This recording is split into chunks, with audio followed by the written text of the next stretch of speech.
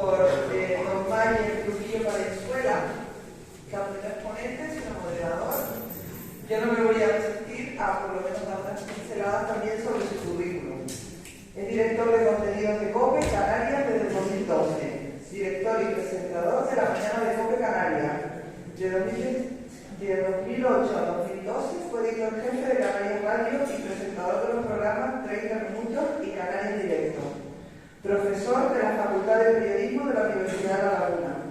Doctor en Periodismo Científico por la Universidad de La Laguna en 2016 con la tesis El Periodismo Científico y los Centros de Investigación de Canarias. No es solo licenciado en Periodismo, sino también en Biología y es máster en Enología y Dirección de Programas. Comienza ya la mesa redonda, recesión del Concilio, Iglesia y Sociedad. Buenas tardes, muchas gracias Celina por la hermosa presentación y gracias a todos por invitarme a moderar la mesa redonda.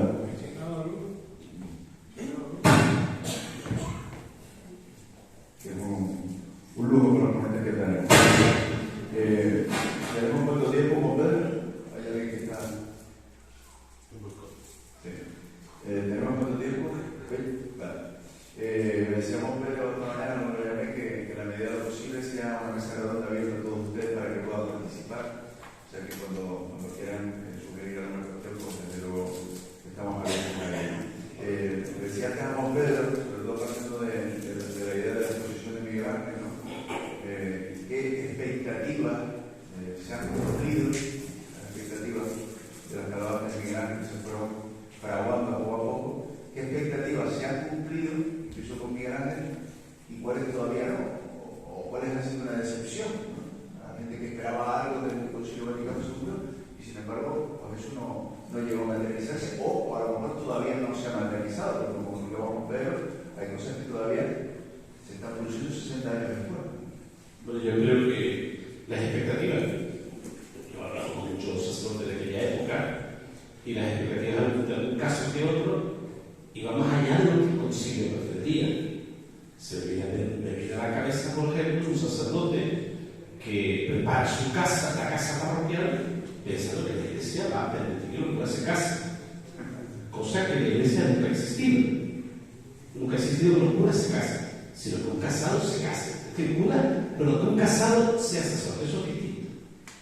Como ocurre todavía en la iglesia de ritos orientales, ¿no? Pero, y aquel sacerdote tenía esa expectativa, claro, para él fue una decepción, porque la iglesia no aceptó eso.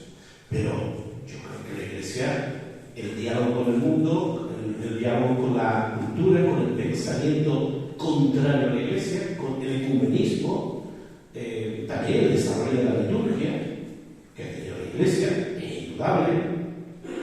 Después veremos, yo no soy teólogo, yo sigo diciendo que la teología mía quedó en el año 85. A partir de ahí no va más allá de los textos que trabajo yo para mi meditación personal, pero no de modo sistemático. Pero pienso, por ejemplo, Benedicto XVI sí comentaba algunos excesos de la liturgia, la falta de mística en muchas de nuestras celebraciones, que a veces es más un jolgorio, más una tómbola que una liturgia en la cual te relacionas con el misterio. Parece una fiesta entre nosotros y igual está más o menos el Señor burlando por ahí. Pero yo creo que las expectativas, más allá de los excesos, no se han cumplido y la Iglesia todavía está reflexionando al respecto y sigue avanzando. Hay una expectativa que se vio bastante frustrada, ¿no? Porque uno de los aspectos que se esperaban es que fuese realmente un concilio ecuménico, que saliera del Vaticano II una iglesia unida. Era la intención de Juan XXIII. Invitó incluso como participantes a las comunidades cristianas no católicas, pero eso ahí sí ha habido una especie de fraude, de sentido de frustración en relación a esa expectativa ecuménica de unidad de la iglesia en confesiones cristianas. Pero yo simplemente felicitarle a todos, tanto a Miguel Ángel como Juan Pedro, pero sí me quedarme con algunas de las cuestiones. La intervención de Juan Pedro realiza un análisis detallado de lo que fue un poco la historia española. Cuando se le dice consultando el teléfono era simplemente para ver la fecha, porque justo en estos días mis alumnos de cuarto les explicaba yo pues, el alcance y significado de determinadas leyes fundamentales, y precisamente el Concilio Vaticano II vino a modificar la ley orgánica del Estado, precisamente en aquel deseo de adaptarnos a Europa. Ya cuando habíamos perdido esta Europa en el año 62, que habíamos adaptado incluso nuestro sistema del mundo del trabajo para que nos admitiera la Organización Mundial del Trabajo.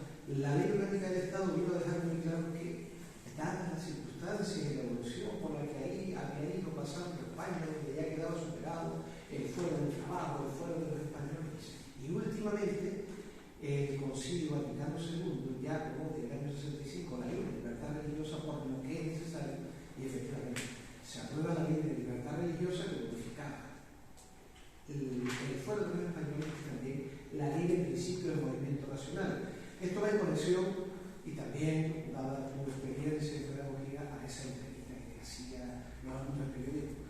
Yo creo que otra cuestión pendiente del Vaticano II es que la religión o la historia religiosa vuelva a los centros, que la gente tenga un grado de formación como si fuera cultura y también la propia historia. No obstante, pues creo que, creo que si la pendiente es ese deseo permanente de renovación que planteaba el Vaticano II. Y además otra cosa, creo que a partir de aquí algunos pues debemos y deben hacerse pues, esa renovación, profundizar en esa ley. Por lo tanto, te agradezco no solo la conferencia, sino ese tipo de cosas. Por dar una vuelta más a la ponencia de Juan Pedro, ¿qué nos falta por implantar el Vaticano II en nuestra diócesis, Juan Pedro?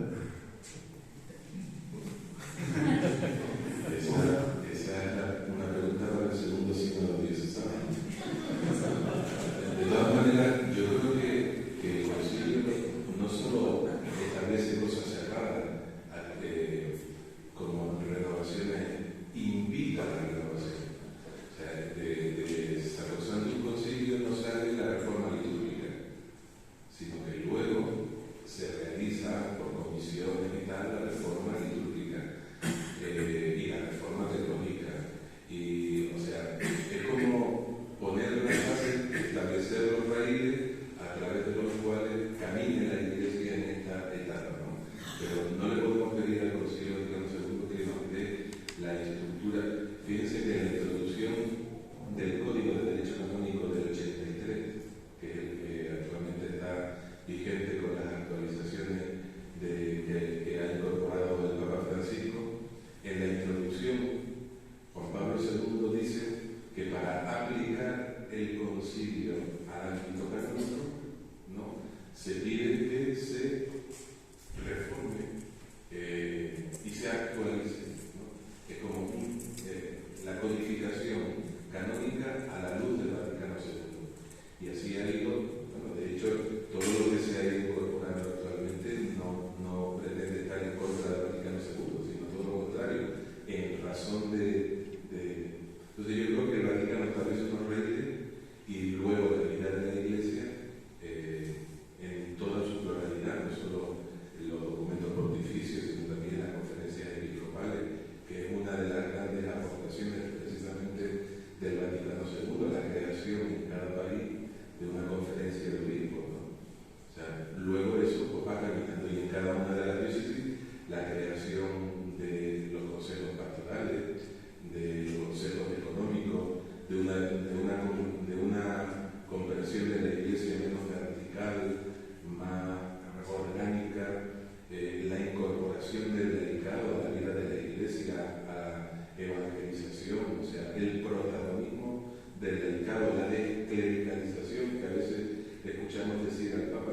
No se trata de decir cura, no es anticlerical, sino que los sacerdotes tengamos la misión propia que Jesucristo nos ha dado, pero que no nos incorporemos a lo que otros carismas en la Iglesia, especialmente del carisma, están llamados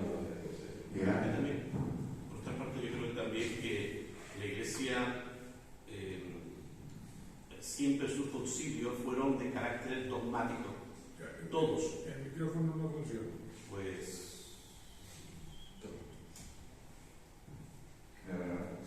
Ahora. Digo que todo el concilio, hasta el Vaticano II, todos son dogmas.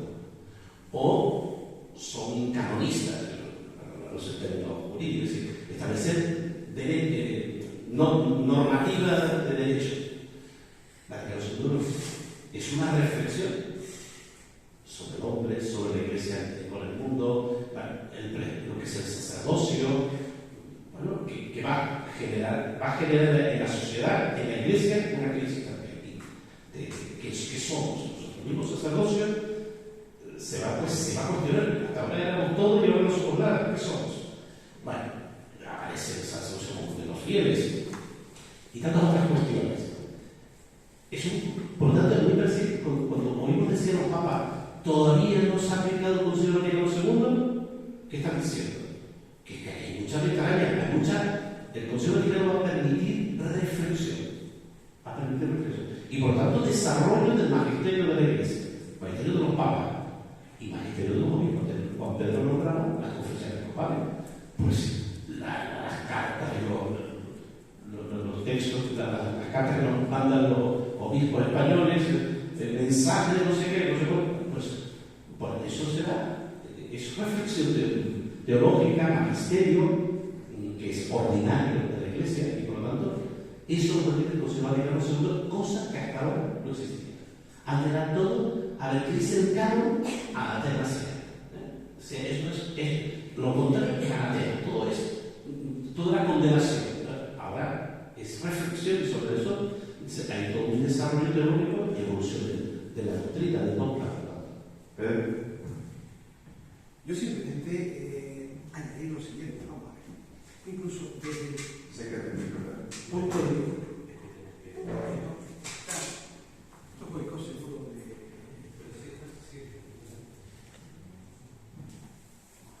Simplemente añadir una cuestión.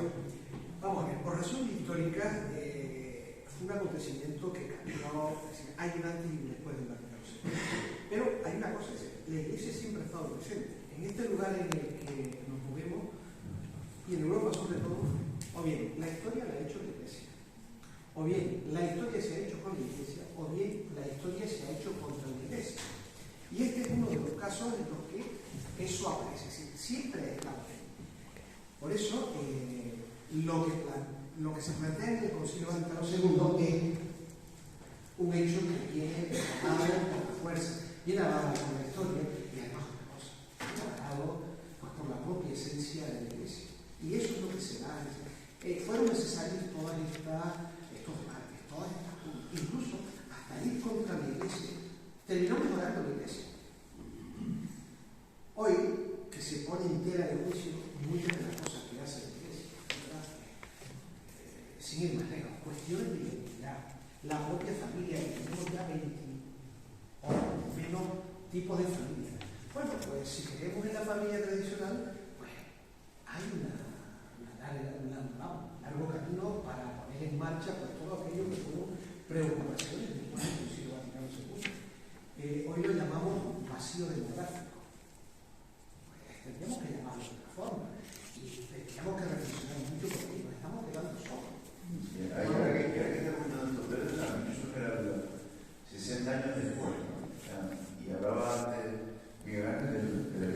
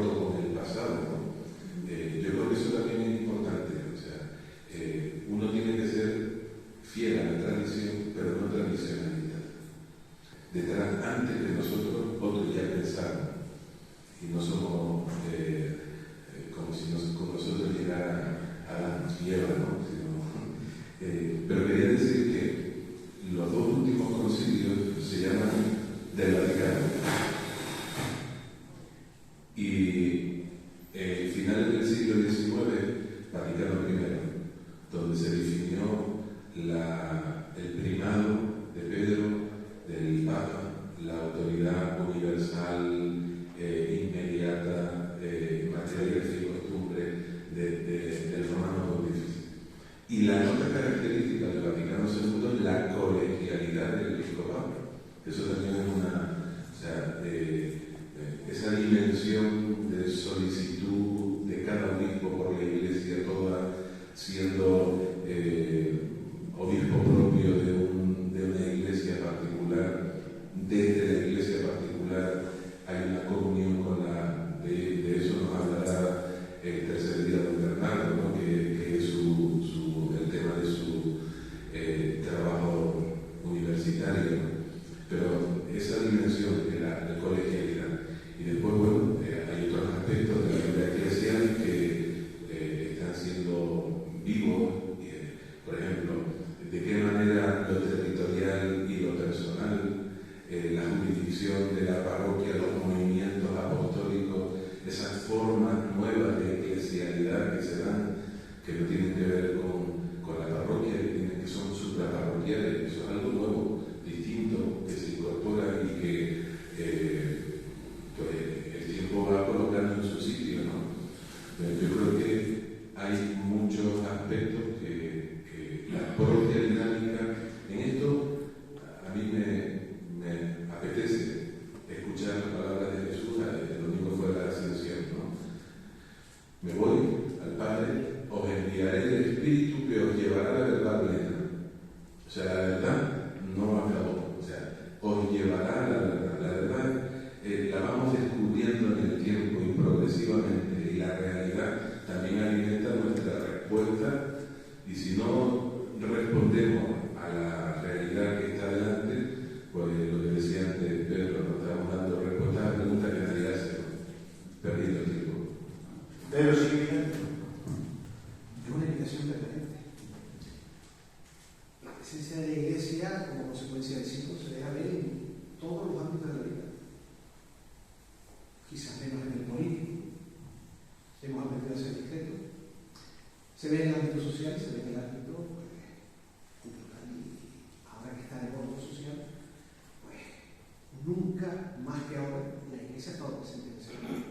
Es un ejemplo que puede invitar a otros, a indecisos, a no creyentes, a seguir su propia senda. Ahí está Cáritas, ahí está este divisionismo ante problemas como la inmigración. Ahora antes decía Miguel que la respuesta no a los problemas, la Iglesia está dando respuesta a esos problemas. Ese sentido de apertura, pues seguramente es una línea más del Vaticano II. Ahora se le plantean problemas nuevos. La Iglesia dentro de poco tendrá mucho que decir sobre la inteligencia artificial, la sustitución de la persona, que es otro de los grandes problemas que tenemos. Pues seguro que esos grandes pensadores que dedican mucho tiempo a pensar para que sus pensamientos redunden en el beneficio y felicidad de los demás. La Iglesia tiene auténticos especialistas en estas cuestiones. Bueno, por ejemplo, a la casa. Uno aprende de la gente que sabe. Antes le decía, me parece que era cuando Daniel, estoy aquí para aprender del que sabe, efectivamente. Da gusto estar en estos ámbitos y me imagino que en otros niveles pues habrá otros niveles de especialización, cada uno en su propia tarea. Pues en esa línea una pregunta para aprender, ¿no? De periodista Ronito. ¿Y el Concilio Vaticano, Pedro, nos ha traído algo malo? El concilio no, pero la recepción ha tenido aspectos negativos, evidentemente. Yo no creo que tengamos que darle la razón a aquellos que dicen que el concilio fue una grieta en la estructura de la Iglesia por la que entró el humo de Satanás. Eso se dice hoy por sectores desobedientes de la vida de la Iglesia, ¿no? Apelando a la fidelidad, pero desobedientes en el fondo. Yo creo que no nos ha traído nada malo. Todo lo contrario. Nos ha traído un bien extraordinario. Yo no sé si seré capaz de decir en un minuto lo que un profesor de la Facultad de Teología de Cataluña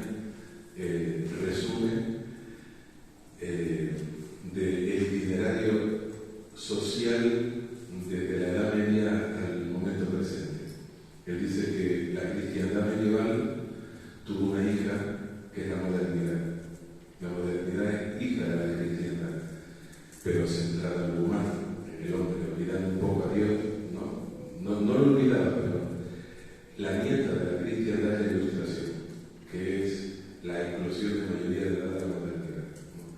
Y la Ilustración francesa, como decía Miguel Ángel, tiene 3 palabras: igualdad, libertad, fraternidad. Y a partir de ahí, siglo XIX, por un lado la igualdad social se convierte en comunismo y la libertad se convierte en capitalismo. Y se olvidan un poquito de la fraternidad, porque si somos fraternos, si yo y ustedes somos hermanos, es porque hay un Padre común. O sea, Dios existe. La fraternidad se vuelve a recuperar en la reconciliación de la caída del muro de Berlín atravesado el siglo XX, donde ya las 2 grandes potencias, ya no son 2, está China, está ahí la India, o sea, parece que ya no, pero sigue habiendo una apelación a la fraternidad, Unión Europea, la ONU, o sea, una ecología, la casa común, hay entonces es como un itinerario, ¿no?, donde la Iglesia ha estado presente apelando al ámbito fraterno, a la comunión, como elemento heredero de la cristiandad modernizada de la Ilustración, ¿no? Y mantenida a lo largo de la historia, a veces rechazada, incorporada, marginada, pero siempre presente como germen, ¿no? Como germen de comunión social. Interesante el análisis. Bueno, lo repite porque entonces con Te digo que si nos ha traído algo malo, todo ha sido bueno. vuelvo a insistir, como antes, que el Vaticano II como tal no trae nada malo. El problema es la interpretación. Y todos nosotros hemos vivido circunstancias que por una mala interpretación, pero con un deseo bueno de respuesta al Vaticano, a Jesucristo, dejaron a Jesucristo por el camino. Me acuerdo una vez un sacerdote decía: ciertamente nuestro compromiso, nuestra reflexión, al final dejamos a Jesús por el camino. Lo decía un otro sacerdote de esta diócesis. Y yo he visto barbaridades litúrgicas, barbaridades en materia de moral, he visto barbaridades en temas eclesiológicos, los he visto yo, no es que los haya contado, los he visto yo mismo.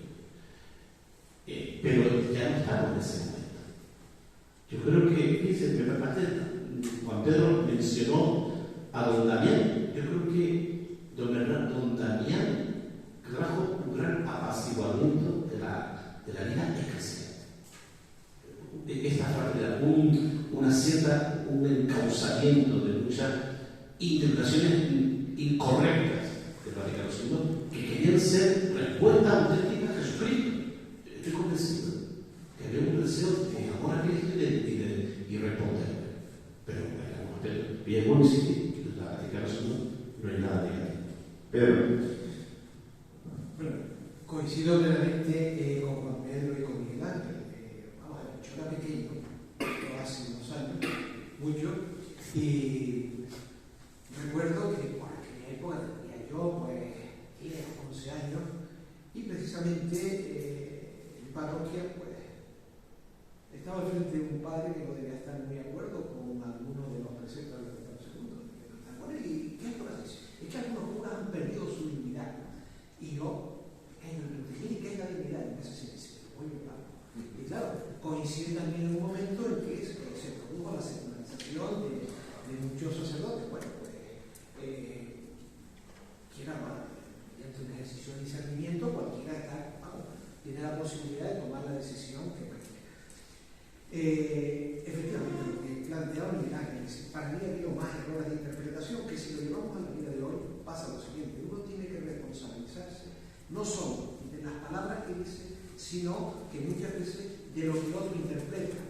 Y en aquel momento yo creo que el problema fue más de interpretación que de efecto nocivo, entre otras cosas porque por principio, si la reunión, si el conclave, si el concilio se hizo, lógicamente, si hubo algo malo, lo malo se perdió con el tiempo, y hoy yo creo que nada malo queda. Además, porque el Espíritu Santo es el que está detrás del concilio. Efectivamente. Entonces, ¿de qué estamos hablando? Por lo tanto, yo salvo la anécdota del párroco, no. A ver, ¿alguna pregunta del público, algún comentario? quieren hacer?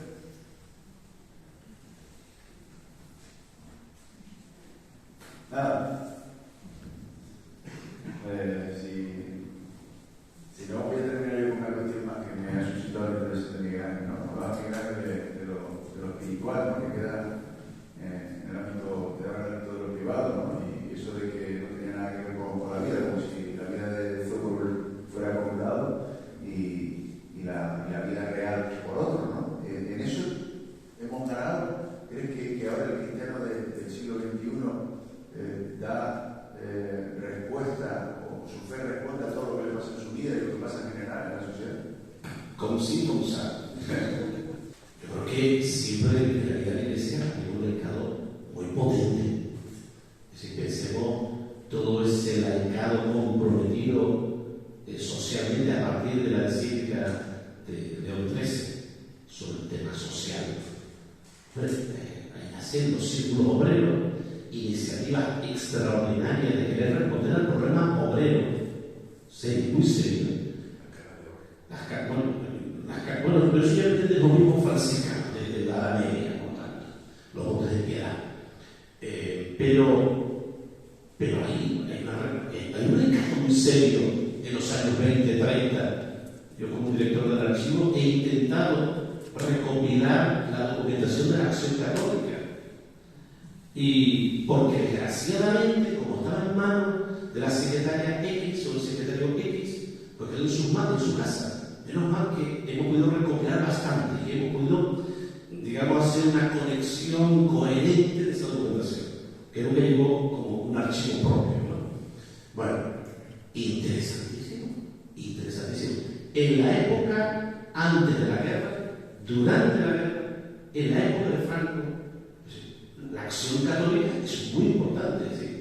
Por lo tanto, yo creo que la vida de la iglesia ha sido como muy implicada en el laicado. Yo creo que estamos en tiempos de esto, de un laicado que se compone. Pero hay un comunicado que es anodino, mediocre, pero como lo es sacerdote también. Y su vida por un lado, y su fe por otra, muy piadoso, pero luego en muchas cuestiones no tiene que ver.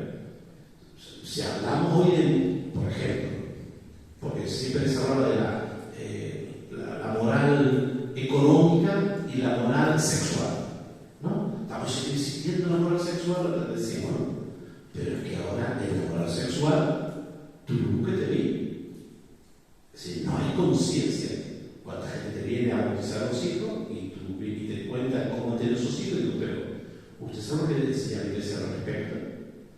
Claro, son cristianos, hay muchísimos cristianos que están, como dice el Papa Francisco, no está dentro de la iglesia, es un círculo, entonces no están dentro de ese círculo, sino están por fuera del círculo y de vez en cuando entran. Claro, y vienen para eso. Entonces, hay mucho también de lo otro. Yo creo que esto ahora y antes. Y esto siempre es un trabajo. La iglesia está siempre reformándose, la iglesia siempre está creciendo. Como nosotros mismos estamos todo el día convirtiéndonos. Nosotros todos los años, llega la Cuaresma, convierte y cree en el Evangelio. Y eso va a ser una constante. Pedro, venga, la última reflexión sobre esto. Pues nada, siguiendo la estela de Miguel Ángel, habrá que trabajar en la periferia.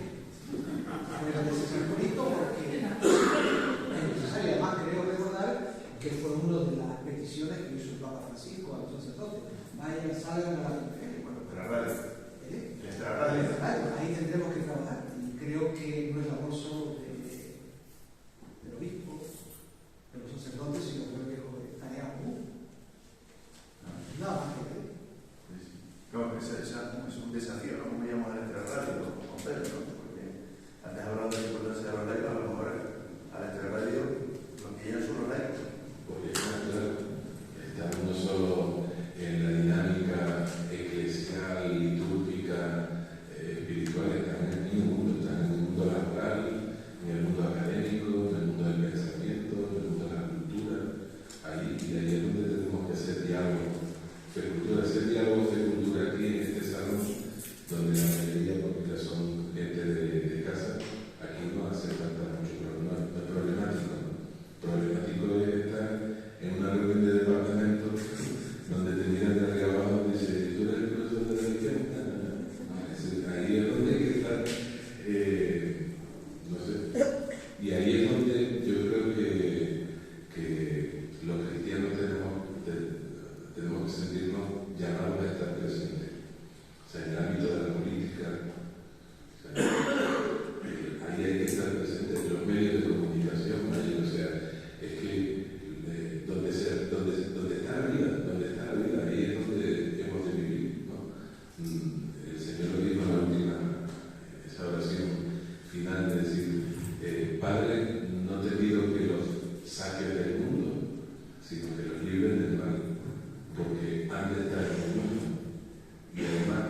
para que el mundo crea.